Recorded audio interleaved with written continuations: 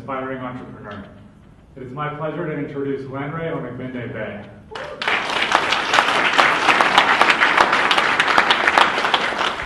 Thank you, Alan. Thank you so much.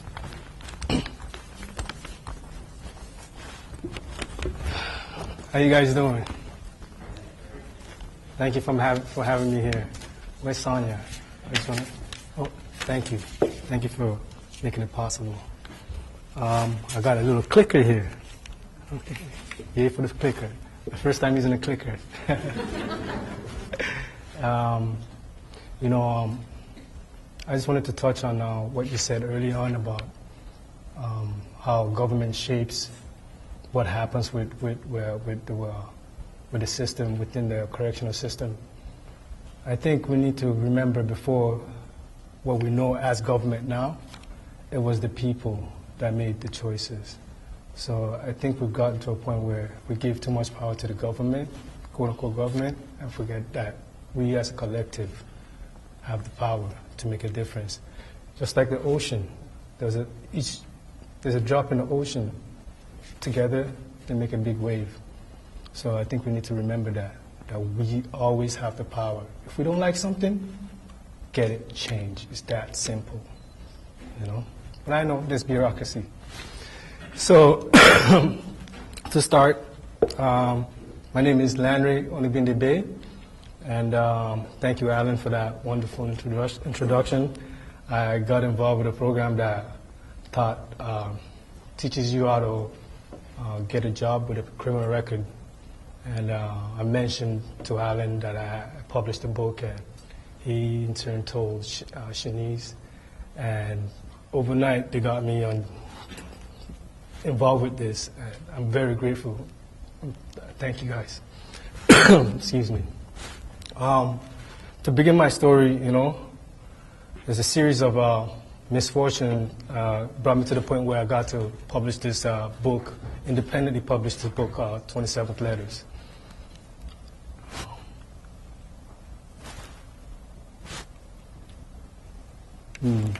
Which way? Oh, there you go. Yeah. So, there I was. Excuse the pictures. I'm going to use pictures to tell my story. To say pictures, say 1,000 words, but I'm going to use pictures to tell my story so you could kind of take a walk with me. Hopefully they're in order. It took me a couple of days to make sure they're in order. A friend of mine sent me this. He works for Sportsnet now. His name is Michael Cormack. You can see him in the background. This was in grade school, grade 6. But myself and my mother migrated here when I was 10 years old. But my father was already living up here in quote-unquote Canada, Toronto. So we reunited with him. So for the first 10 years of my life, it was just me and my mother in a place called Nigeria. And after we migrated here, the transition was difficult. And up until that point, just like I said, it was me and my mother. Now I was living with my father. And I seen him a couple of times when he came to visit in Nigeria, but we never really connected because I was so young. So now here I was 10 years old, and making that transition was difficult.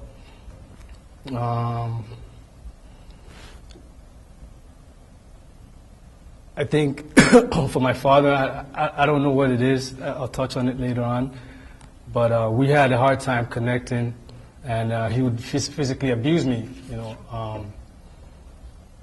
I was 10 years old, like I said, really small. Like, I'm a small person to begin with, and you can imagine how small I was when I was that age. So, and before we migrated here, I was ill, so I had lost a lot of weight, so I was really skinny. So, I endured the physical abuse for a couple of years, and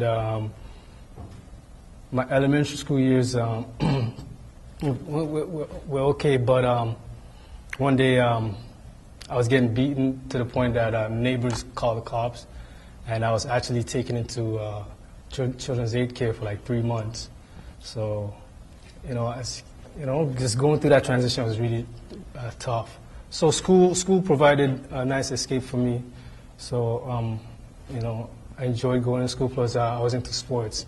I was pretty fast back then, so I was into track and field, you know.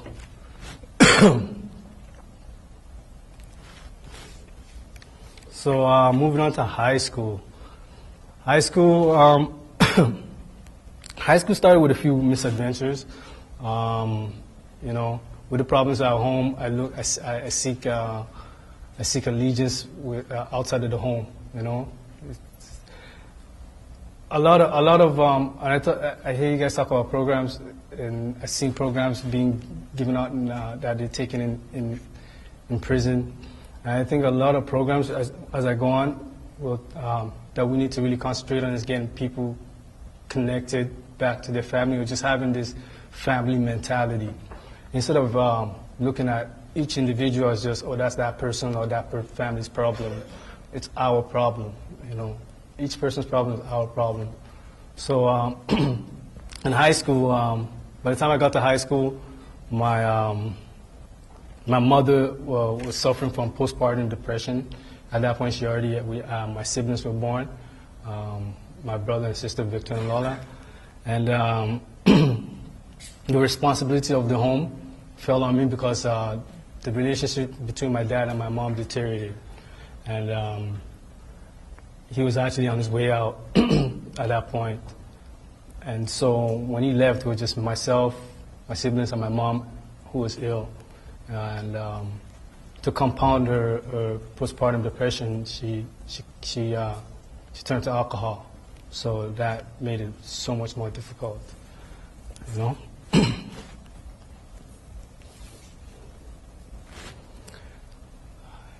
Yeah, that's, I think I was in high school. That's my little sister right there, Veronica.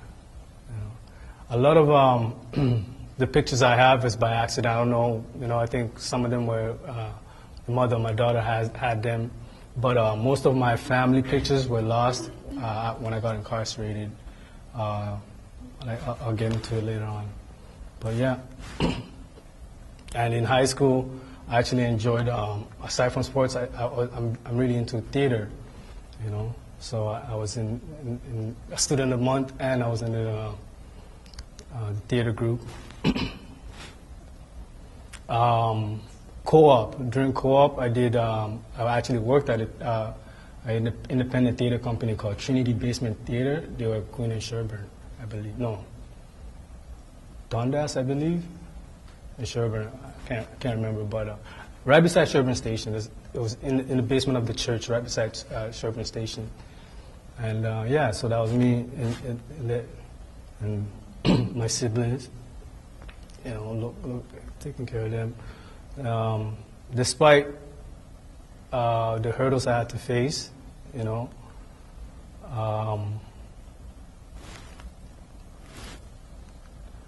I graduated high school by winning the humanitarian award. Like I said, high school started off rough, you know, misadventures, getting in trouble with the cops and with the law, quote unquote law. So, but I figured it out. I straightened out by the time I graduated, due to the fact that the responsibility I had at home. Like, I couldn't afford to just be making these mistakes because my family needed me. So, shortly after high school, my girlfriend, who I've been with since the age of 16, we had a daughter. Her name is Tatiana. She was born on New Year's Day, 2001. You know, the struggles at home continued. You know, trying to look after my family. Like, I didn't have the opportunity to say I want to go to college because I really needed to just work and be around my family. So those opportunities weren't given to me. You know.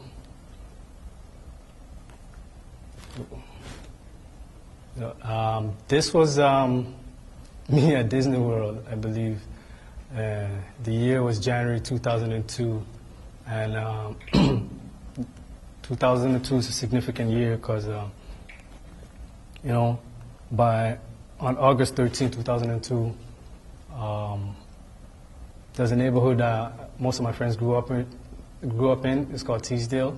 It's down by Victoria Park Station. And I'd hang out there, and over time, even after high school, I'd go see my friends. One day I was there, just by the basketball court there, and I got into a altercation, which resulted in a young man losing his life. And 2 weeks after that incident, I got arrested.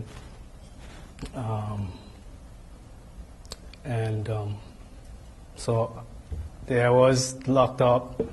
My mom needed me. My siblings at that point, I think they were already in children's aid care by that point. And shortly after my incarceration, by December, my mom became homeless because there was nobody there to look after her or financially take care of her. And again, I was away from my daughter, Tatiana. So those are the years, that I was away from her.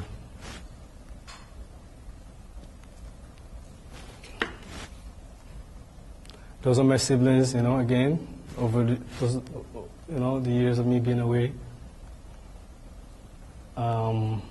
So this is me in the pen. In 2004, I got arrested August 27, 2002. By April 2004, I've been convicted and sentenced to serve a life sentence without a possibility of parole for 12 years.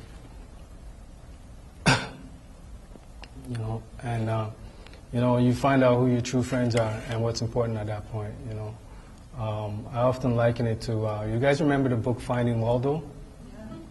So in order to find Waldo, you cannot be in the picture. You got to take yourself out the picture. So, the gift and the curse of being in that position that I found myself in is like I took myself out of the picture and saw where I really went wrong, what I needed to correct.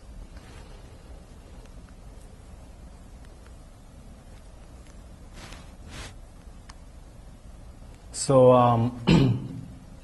about 2.5 years into my sentence, it was hard to get a hold of my daughter. I would go months not hearing from her, calling, the relationship between me and her mother obviously had ran its course. I was sharing the frustration of not being able to talk to her because she means so much to me. Like, I took the onus of looking after my brother and sister when they needed me. Why wouldn't, of course I'm gonna look after my own child. And not being able to do that was devastating to me. And furthermore was that I couldn't even talk to her. So she was like maybe three at this point. She was 1.5 years when I got incarcerated. So she was probably around three. So I was sharing this frustration with a friend of mine, and he stated that, you should start writing her. And I wasn't too keen on it. So like I said, somebody's got to read the letters to her, right? I didn't know if her mother would do that. But, I did. I started writing the letters. And the first letter I wrote to her was December 2005. She's a New Year's baby, like I said. So the first letter was consisted of me telling her of the day she was born. So every month, and that first letter was dated the 27th, so every month after that, I'd send her a letter on the 27th. So that's why the name of the book is called 27th Letters. So while I was incarcerated, there's various things that I got involved with. Again, the letters were just part of it because I really needed to share this information, what I've learned in my short life at that point. And I don't have the opportunity as a regular parent to be around her, so I had to leave something, and I didn't know what the future held for me. So along with those letters, this is a plaque, a 3-frame plaque that's attached. I remember one of the letters I had gotten from her, she said she likes pandas. So there was a picture of a panda at the top, and this poem that I wrote is in the middle, or at the bottom, I can't remember. And somebody drew a picture of her.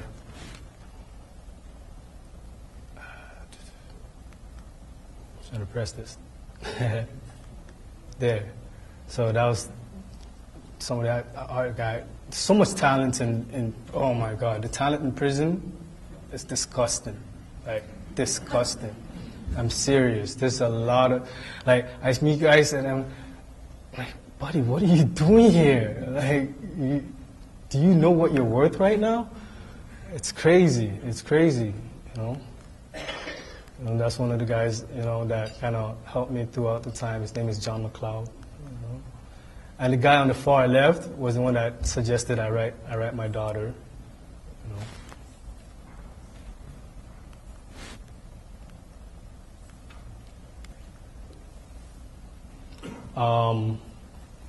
My dad, my sister, my brother would come see me periodically. They would have this thing called socials, and that's one of the socials there.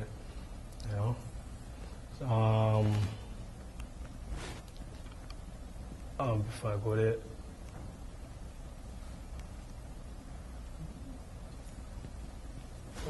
Trying to go back.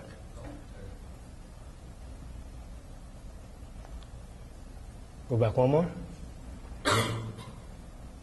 So 2010, actually October 2009, after 5 years of being in prison, my appeal was heard, and waited a few months. By January 2010, I won my appeal. Basically, an appeal is basically they overturn your conviction, and you basically go back before the courts. So this was after 7.5 years altogether of being incarcerated. And of course, to save taxpayers' money, and for me not even taking chance with the system again, I pled to a lesser charge, which they gladly offered. And I got out, time served. But on my way out, I got to meet a couple of young kids who were at the beginning of their journey. This was in the Don jail, because I had to go back to the city jail and go before the courts again. So I was in the Don jail for like 3 months, and those months were very pivotal to part of the reason why I'm here today, because I got to see these young children who, just like myself, at one point at the beginning of this journey. The guy with the sunglasses, his name is Lamar Skeet Amo. He actually came up to me one day in the dungeon. Was like, they called me Natty because of my locks. He was like, Natty, can I talk to you? It was early in the morning. He goes, can I talk to you? I go, what's up? And he's like, he got a letter from his father. His father lives in the States, and his father's trying to connect with him, and he's confused because he's like, I'm looking at life right now, and this is the first time you're contacting me. So it was really a sad situation, like a lot of the male problems in general stems from family, And the other gentleman right there is Damien St. Clair. He's also serving a life sentence, So I became a mentor to these guys, as I was transitioning out. And this is 2 days after I got out, me and my daughter. That was a great moment for me. Took advantage of it. So this picture, I'm going to take a moment to tell you a story. So I told you my mom was homeless. So throughout the years of me being incarcerated, I didn't know where she was. I came out, about a year after I came out, I decided to start looking for her. It was just really overwhelming. So myself and my siblings started looking for her. We went to the police, and the police kind of gave us a hint on something what led us to 411.ca. So we put a name of 411.ca. We got an address. We got a number and an address. Went to the address. It was an apartment building. We didn't have a door number, so we tried to go to the super's office, but they were closed. So the next day we went again, and I called. The next day we went again. Went to the super's office, explained to them, and they were like, we can't really tell you, but because of the story itself was so overwhelming, the person just wrote on a piece of paper, passed it to me. So we got a door number. So just to make sure it was the right one, I called the number because I could hear the phone ring. I haven't seen my mom since 2002. This is 2011. So and it was heart-wrenching for me while I was locked up, because there were times where I would watch the news and you hear a story of a woman being found somewhere, and sometimes I'm like, it's just, it's crazy. So I got their number. We knocked on the door. She wasn't home. Went back downstairs, and we saw the super who cleans the building. So I was describing her to my mom, who my mom was. She's like, yeah. So it was myself, my Empress, and my brother there in that lobby. And as we're talking to her, my mom walks in. Yeah. And that's the picture of us embracing after all those years. It was crazy that my empress, everyone was crying. She had the wherewithal to take pictures. It was crazy. So you see that bag in her hand? So we went upstairs, and she's like, if you notice, when I migrated here, they told my parents in order to go to Catholic school, I had to get a baptismal name. So I actually chose the name Anthony. So for years, I went by the name Anthony and forfeited my birth name, which is Lanre, which was given to my grandmother. I recently went back to it, just to honor my grandmother. But so in that bag, you know those keychains with people's names on it. So she was just coming from the mall, that moment, and she goes in the bag and she's like, "Look what I bought today," and she pulled out a keychain with my name on it. It's crazy. It's crazy. She's doing well now, When I came out, it was hard to find my place. Like, I volunteered with a couple of nonprofit organizations. I was thankful for the time there, and I was able to go to a couple of group homes and work with youths and whatnot, volunteering. But something was, and I also tried to go to George Brown to become a child youth worker.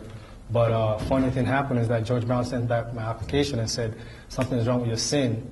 I'm like, okay. I went to the SIN office, and the SIN people at the SIN office, Social Insurance Office, they said, oh, your SIN got deactivated because it was inactive for a period of longer than 5 years. I've spoken to many other people who've been incarcerated even longer than me. They said they never heard of that, so it's kind of weird that that happened to me. So because I didn't have my IDs, which were lost, all these things were lost, it took me years to just say I have my SIN active again. So I had to figure out a way to, learn stuff and just try to evolve, to get with the times. And like I said, I was into theater, so I picked up media. I started mentoring. I got a couple of mentors who taught me the ins and outs of editing, film photography, and so on and so forth. So this is me just on set there. I told you I met my empress, who was there that day when I reunited with my mom. We had a son in 2013? Yeah, 2013. We had a son, Morocco. And that's one of my mentors, and that was a gig for Olivia Chow. No babysitter, my empress is working. I had to bring him on set with me. That's how determined I am to get to where I need to go,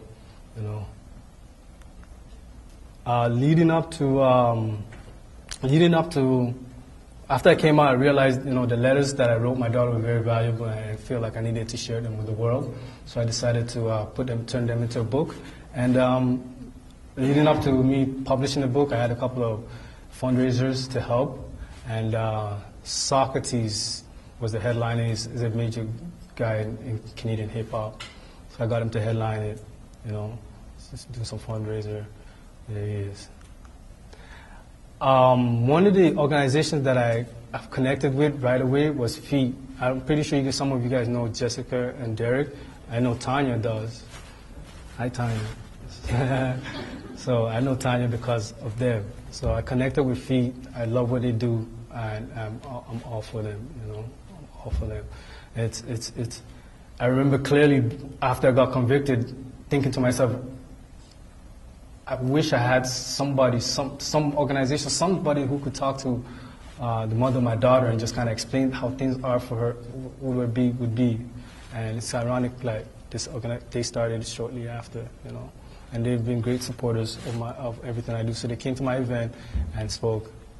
And Jessica does this walk every year to Ottawa. I don't know if you guys are aware. She walks from Toronto to Ottawa just to raise awareness. And shortly after, I started 1206 Studio. After I started doing I got comfortable with the whole film photography thing. I started 1206 Studio. Funny story here. My empress is from Manitoba, so we went back home to visit her family, and she lives in rural Manitoba. So we went to a powwow. I'm very big on indigenous stuff. So went to a powwow, and this was on my screensaver for years afterwards. And it wasn't till a while ago, a couple of years ago, that it dawned on me. So this kid just comes up to me and started talking to me. There's thousands of people there. He just, struck up a conversation. He said he wanted to take a picture with me, so I did. I took a picture with him too. So his number, right there, if you could see, it says 1206. So for years, it never dawned on me, but out of the thousands of people that was there that day, there was a guy with the number 1206, which is the name of the studio that I run, 1206 Studio. It was really crazy. This was our Prisoners Justice Day. FEET invited me to come out and stuff. Again, leading up to me publishing my book. So a few things. I still volunteer. I volunteer with the Good Shepherd Refuge. I think that's John Tory in the line there. And myself and my daughter go, and my Empress, well, maybe not so much now because of our boys, but me and my daughter go often to volunteer. Again, I had another event, again, Derek and Jessica came, leading up to me. Then I had another boy, Masai. He's 2 years old. My high school, Neil McNeil, actually my cameraman, Nick right here, he went to Neil, but he went years after me. So after I came out, there's a couple of teachers I still know there, and I went to go talk to them, and they had a media lab there, and he said, you should go hang out and then talk to the youths, and Nick was one of the people I connected with because of the love for media, film and photography. But every so often I go back and they have reunions and so on and so forth. This lady is Mrs. Smith. She was a secretary when I was in high school. I remember, often, based on just how my life was during high school, I'd be late. So she got used to seeing me coming in late. And after a while, she would have muffins for me, these big muffins. She's like, muffin boy, she used to call me and whatnot. So years later, after I seen her at the reunion, I told her what happened to me, and I told her I remember her generosity, just her kindness was just giving me. I remember those days while I was incarcerated, and she looked at me and she said, she obviously knew something about what life was gonna happen, how life was, and she said, those were the reasons why I did it, because I know there's going to be times where you're going to need those type of memories, you're going to need those things. And it was a very moving woman. Fidelis Inadirs, which that's the slogan for our school, which is faith in hard times. So my daughter graduated elementary school. She's in high school now. I was able to be there. I'm very grateful for that. I missed her first day of school. And, shortly after, a couple of years ago, I published my book, 27th Letter, snapped. And also recently, my daughter, I helped her start an event organization company called KUO Events as for teens, really. So we do a lot of teenage parties and whatnot, day parties anyways, nothing at nighttime. So just to help her get better, no, thank you. I don't need a headache. So day parties, so one of the templates we used was her birthday party. That was her, big girl now. And I also I'm about to launch 5 Principles Cuisine, which is a meal prep catering service that's vegan, that I think we need it. We talk about health as well. We need to start making these better choices as far as eating, our eating habits, some of the items there. With 5 Principles and KUO, we were able to help organize KIP Awareness Day for FEET, which is a couple of weeks ago. There's my family now. My parents, they're not together. This is just a moment in time. That's my sister. My brother's not there at that moment when we took pictures.